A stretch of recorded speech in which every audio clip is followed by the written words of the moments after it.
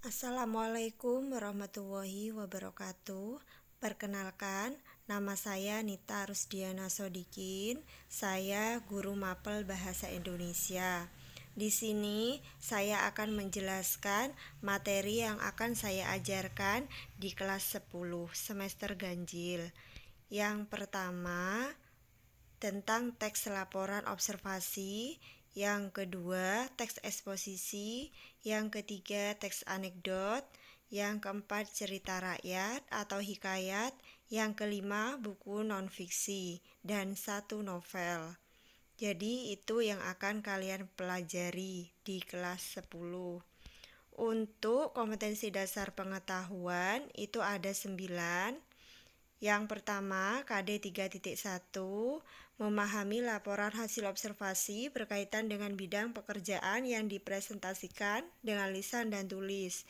3.2, menganalisis isi dan aspek kebahasaan dari minimal 2 teks laporan hasil observasi berkaitan dengan bidang pekerjaan.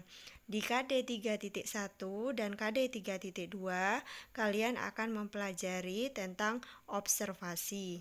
Selanjutnya, KD 3.3 mendeskripsikan permasalahan, argumentasi, pengetahuan, rekomendasi, teks eksposisi berkaitan dengan bidang pekerjaan yang didengar dan atau dibaca. 3.4 menganalisis struktur dan kebahasaan teks eksposisi yang berkaitan dengan bidang pekerjaan. Di KD 3.3 dan KD 3.4, kalian akan mempelajari tentang teks eksposisi.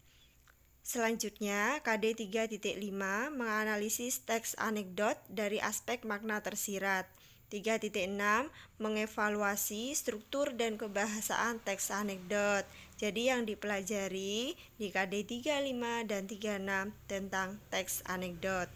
3.7 mendeskripsikan nilai-nilai dan isi yang terkandung dalam cerita rakyat atau hikayat baik lisan maupun tulis. 3.8 membandingkan nilai-nilai dan kebahasaan cerita rakyat dan cerpen.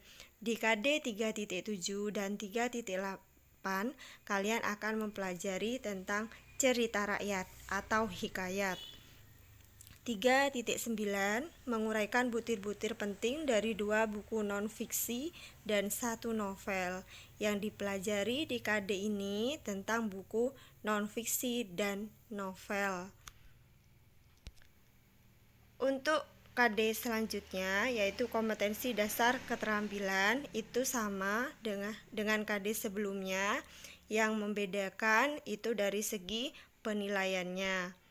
Untuk penilaian KD 3, saya menggunakan penugasan dan juga tes tulis.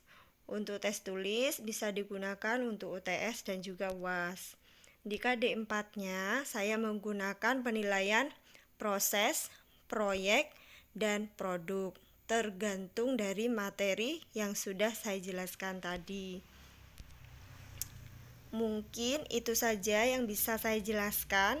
Terima kasih, tetap semangat belajar dan tetap patuhi protokol kesehatan. Jangan lupa memakai masker, mencuci tangan, dan menjaga jarak. Assalamualaikum warahmatullahi wabarakatuh.